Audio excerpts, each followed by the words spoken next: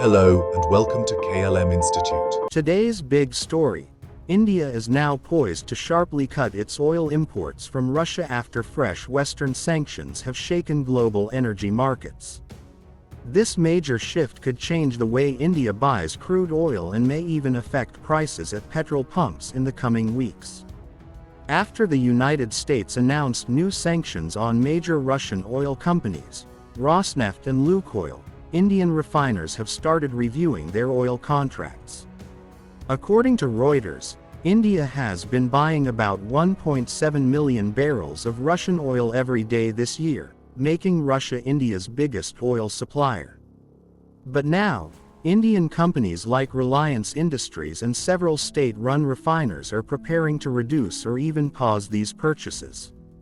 India became one of the largest buyers of Russian crude after the Ukraine war in 2022, taking advantage of deep discounts.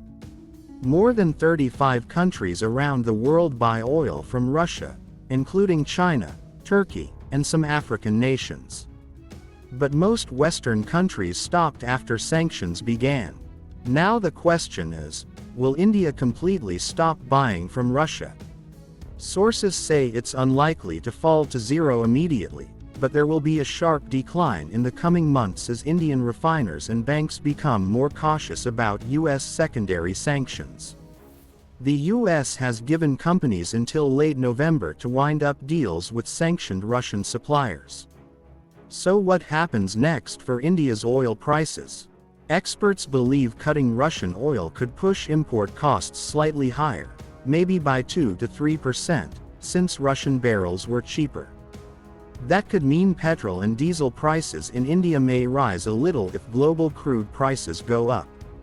However, India will try to manage this by diversifying its oil sources, mainly from the Middle East, the US, and Africa. What about Iran? India has not been buying oil from Iran for several years now, mainly because of U.S. sanctions that restrict international payments and shipping insurance. Even though Iranian oil is cheaper, Indian refiners can't easily trade or transfer money due to these restrictions. So if India can't buy freely from Russia or Iran, what are the options?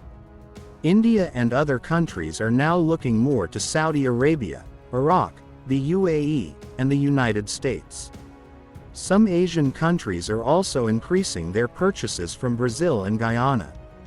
India might also push for more domestic energy production and renewable alternatives to reduce dependency on politically risky oil suppliers. In short, this is not just about oil, it's about geopolitics, economics, and national strategy.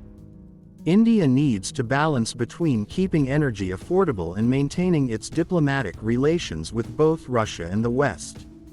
As this global oil realignment continues, one thing is clear: India's next moves will shape not only its own economy but also the future of global energy politics. Thank you for watching KLM Institute. Stay tuned for more updates and insights on world news in simple, clear, and reliable information.